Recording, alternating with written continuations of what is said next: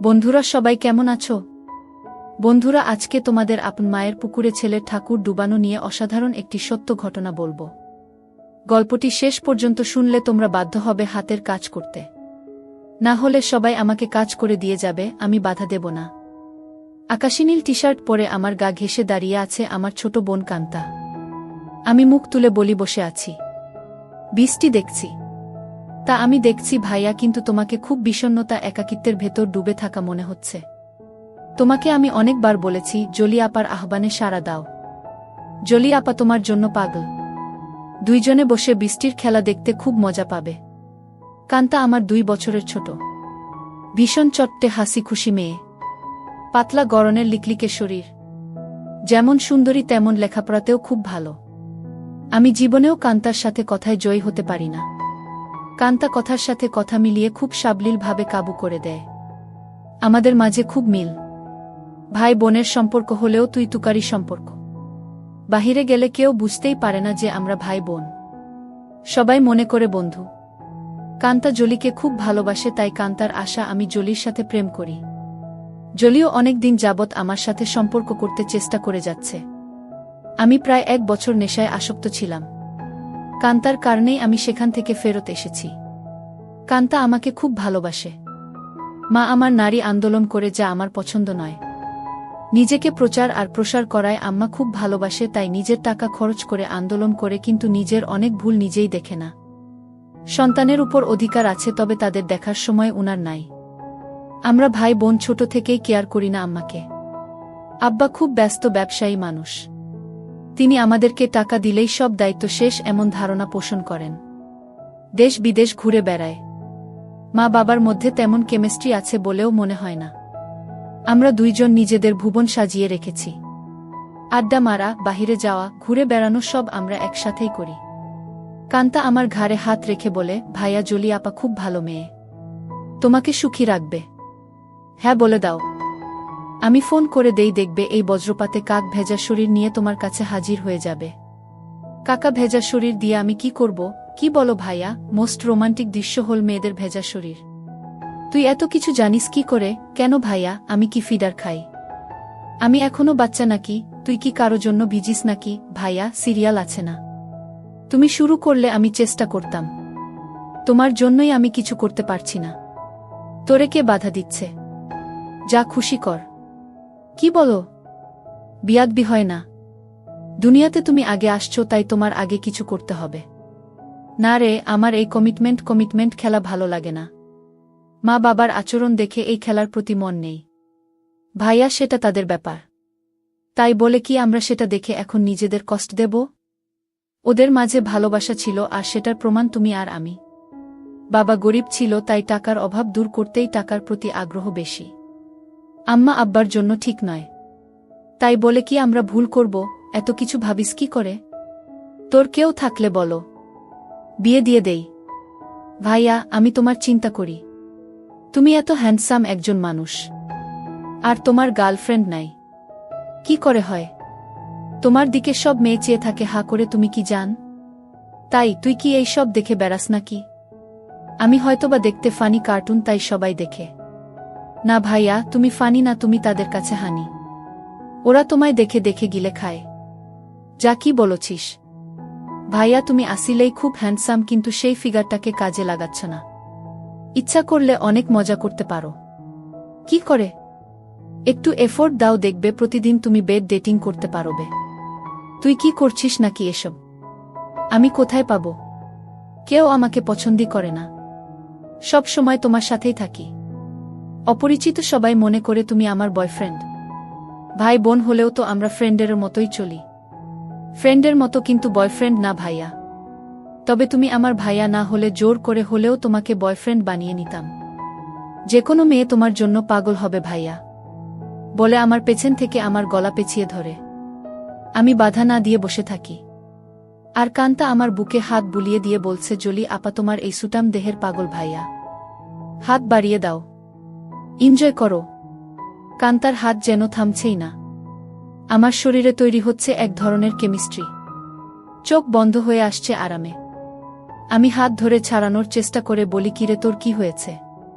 তুই কি জলি হয়ে গেছিস নাকি? যেভাবে হাত দিচ্ছিস যেন তুই নিজেই জলি। কেন ভাইয়া, আমাকে কি জলি আপা মনে হচ্ছে? আমি তো জলি আপারও মতো না। কে বলছে তুই অনেক সুন্দরী? কে আছে তোর মতো এত সুন্দর? আমি যদি তোমার বোন না হতাম তুমি কি আমার সাথে প্রেম করতে? অবশ্যই করতাম। তোর মতো রূপবতী রাজকন্যা পাওয়া ভাগ্যের ব্যাপারও। কান্তা চট করে আমার সামনে এসে বসে আমার দুই পায়ের ফাঁকে আমার দিকে চেয়ে থেকে বলে, ধন্যবাদ ভাইয়া, তোমার কাছ থেকে কমপ্লিমেন্ট পেয়ে আমি অনেক খুশি। You deserve a kiss from me. বলেই দিয়ে দেয় আমি কিছু বোঝার আগেই। কি করছিস কান্তা? কেন ভাইয়া ভালো লাগেনি? ভাই বোনে লিপ টু লিপ দেয় নাকি? কুইক হয়। নো প্রবলেম ভাইয়া। বলে আমার মুখের খুব কাছাকাছি মুখ রেখেই কথা বলছে। সত্যি বলতে কি আমার ভালোই লেগেছে। কান্তা যেমন বুঝে গেছে সেটা তাই চট করে বলে উঠে, ইউ এনজয় ইট ভাইয়া। আমার দিকে চেয়ে বলে, সরি ভাইয়া। উঠে দাঁড়িয়ে রোমে চলে যায়। আমি সেখানে বসে থাকি অনেকক্ষণ। কাজের মেয়ে ডাকে সাড়া দিয়ে খাবার খেতে যাই। কান্তা আজ খাবে না তাই আমি একাই খেয়ে রুমে গিয়ে ঘুমিয়ে যাই। কান্তার সাথে আমার দেখা হয় না আজ 2 দিন। লজ্জায় আমিও দেখা করার ইচ্ছা করিনি, কিন্তু আজ আমাদের নানিকে দেখতে যাওয়ার কথা এবং খালাতো ভাইয়ের বিয়ের ব্যাপারে আমাদের অনুষ্ঠানের পরিকল্পনা নিয়ে সকল আত্মীয়স্বজন নিয়ে মিটিং আছে সন্ধ্যায় খালার বাসায়। কান্তার মোবাইলে টেক্সট দিয়ে আমাকে জানিয়ে রেখে বলে সে খালার বাসায় চলে যাবে যেন আমি মিস না করি, কিন্তু নানির বাসায় সে যাবে না। আমি নানির বাসা থেকে খালার বাসায় গিয়ে দেখি সবাই বসে আছে। আমাদের মিটিং শেষ করে রাত 12। একটা হোভার ডেকে বাসায় আসি। প্রায় সবাই গাড়ি নিয়েছিল, কিন্তু কান্তা কারো লিফট নিতে নারাজ। বাসায় এসে যার যার রুমে চলে যাই। আম্মা জানতে চাইল মিটিং কেমন হলো এবং আমরা কি করব। আমরা দুইজনই কালকে বলবো বলে বিদায় নেই। আম্মা শুধু বলল, আগামীকাল আমরা কক্সবাজার যাব, তোরা কি যেতে চাস নাকি? আমি বললাম না। কান্তা জবাব না দিয়ে চলে যায়। আব্বা আম্মা দুপুরের ফ্লাইটে কক্সবাজার চলে গেলে আমি আর কান্তা বাসায় বসে আছি। তখন কান্তা বলে, ভাইয়া চলো আজ আমরা বাহিরে ডিনার করি। আমি রাজি হতেই কান্তা ধন্যবাদ দিয়ে কাজের মেয়েকে বলে, আমরা রাতে খাবো না আজ। তুই ইচ্ছা করলে ছুটি নিতে পারিস। কালকেও আমরা থাকব না। আমাদের আগেই কাজের মেয়ে চলে যায় তার স্বামীর বাসায়। আমরা বিকালে বাহির হই ডিনারের জন্য। কান্তা ইচ্ছা করে খুব সুন্দর একটা ড্রেস পরে। দেখতে খুব সুন্দর লাগছিল। ড্রেস দেখে কেউ বলবে না আমি তার ভাই। ভাইয়ের সাথে ডিনার করতে যাচ্ছে। কান্তার চেয়ে থাকা যেন আমার ভালো লাগছে না। কি যেন সে বলতে চায়। কি যেন লুকিয়ে আছে কান্তার ভেতরে। ভাইয়া তুই আমার প্রতি রেগে আছিস। সেটা কিন্তু একটা ফান ছিল। কেমন করে যেন একটু বেশি হয়ে গেল, তাই না? সরি ভাইয়া, বাদ দে সেই কথা। আমরা তো ভাই বোন, কিন্তু বন্ধুও বটে। আমরা ডিনার করে রাত 10টায় আমরা বাসায় চলে আসি। কান্তা ড্রেস চেঞ্জ করে নিচে টিভি দেখতে আসলে দেখে আমি বসে আছি। ভাইয়া চেঞ্জ করে আস মুভি দেখব। আগামীকাল কয়েকজনকে ডেকে নিয়ে পার্টি দেব। কি বলো? বেশি না, তুই যাকে ইচ্ছা বলে দিস আসতে। আমি রাজি। যেন ওসব জিনিস না আনে। আমি একটা শর্ট পরে নিচে এসে একটা হিন্দি মুভি দেখছি। কান্তাও শর্ট পরা। মা বাবা না থাকলে আমরা প্রায় সময় তা পড়ি। অনেকক্ষণ কান্তা কোনো কথাই বলেনি। অন্য সময় মুভি পছন্দ না হলে বা সাউন্ড বেশি কম নিয়ে ঝগড়া করে। আমি প্রথম কথা বলি, কিরে কান্তা কফি খাবি? দাঁড়াও ভাইয়া আমি বানিয়ে নিয়ে আসি।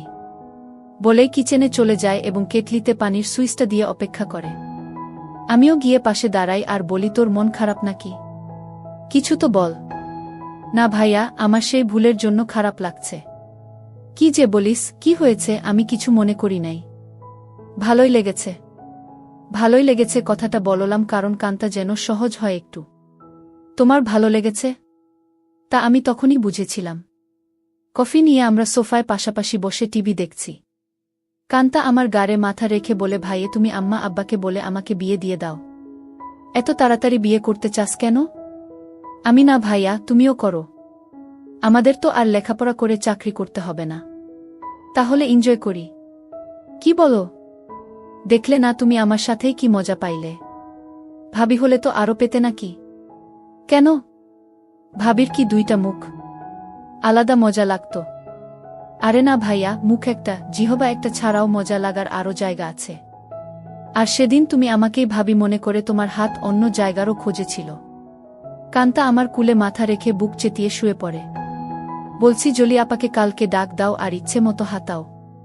অনেক বড় বড় আছে জলি আপারগুলো, আমার এত বড় দরকার নাই, ছোটই ভালো। ছোট ভালো বলে আমার গুলির দিকে কুনজরে দেখছ কেন? কি বলছিস? আমি কুনজরে দেখছি তা তুই কি করে বুঝলি?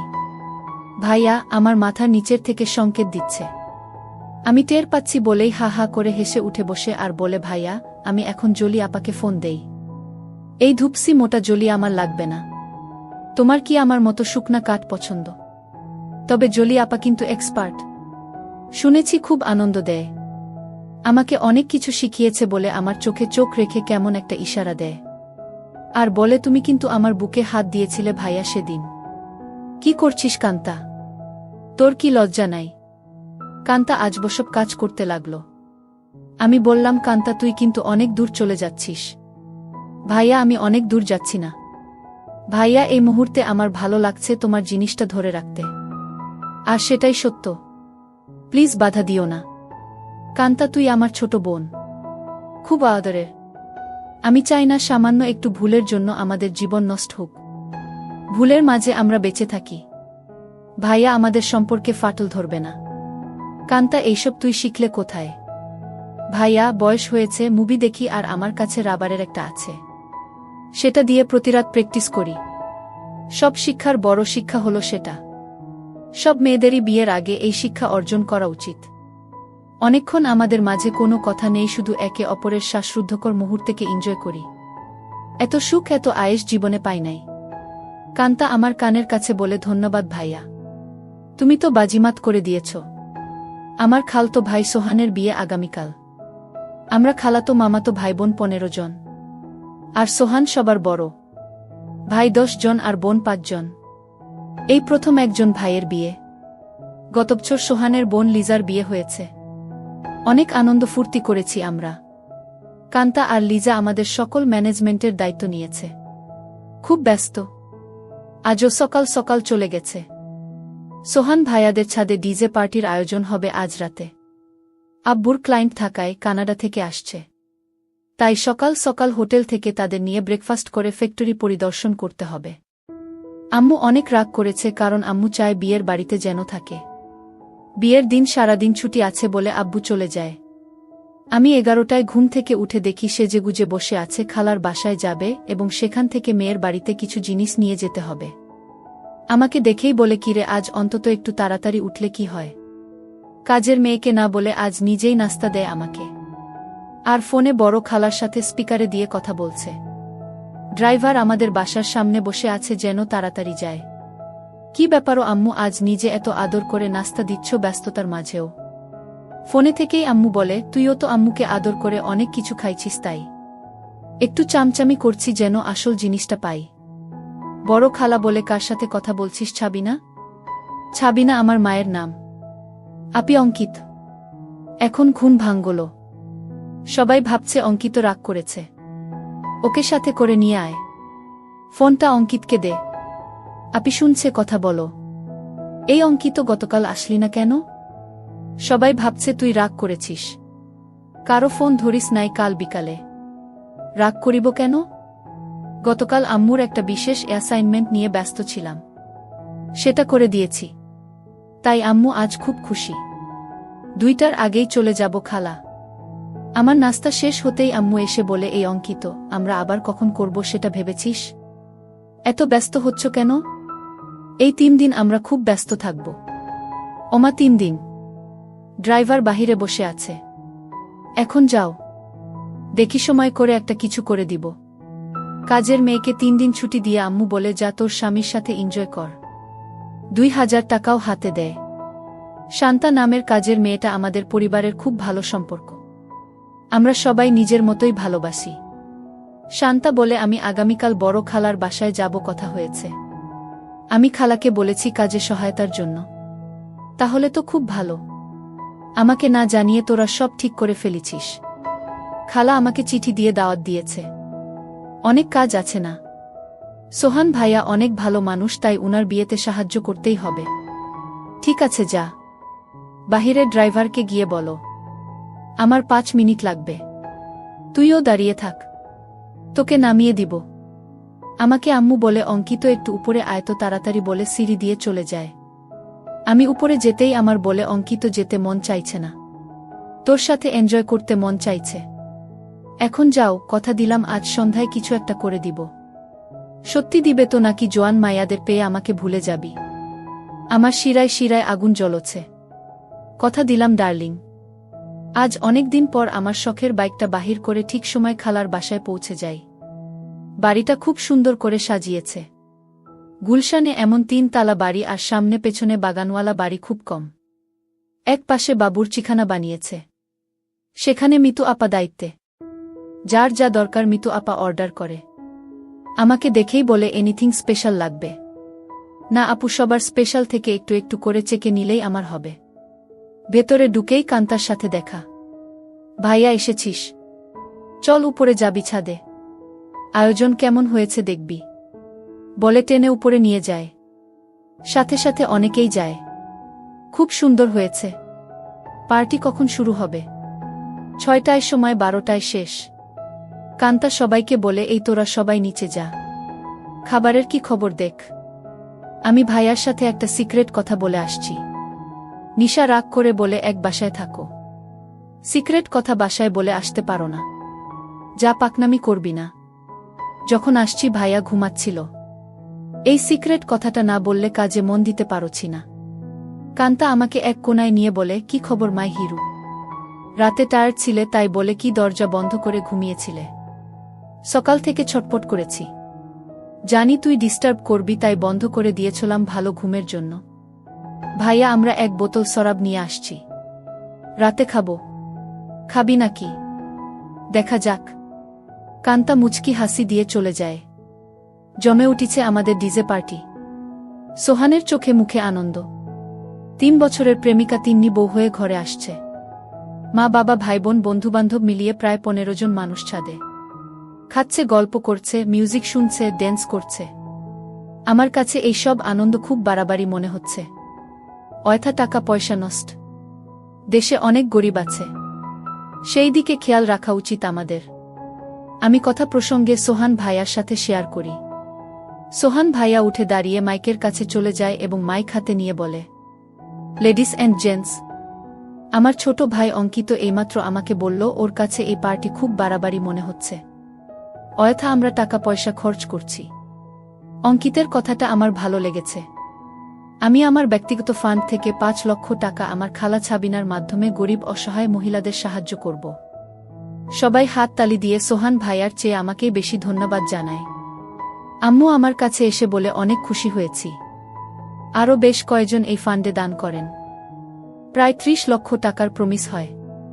আম্মু মাইকে গিয়ে সবাইকে ধন্যবাদ জানিয়ে বলে কি করে সঠিকভাবে এই ফান্ড ভালো কাজে ব্যবহার হয় সেই জন্য অঙ্কিত সোহান আমার সাথে কাজ করবে। সোহান ভাইয়া আমাকেই দায়িত্ব দিয়ে দেয় যেন আম্মুর সাথে কাজটা সঠিকভাবে করি।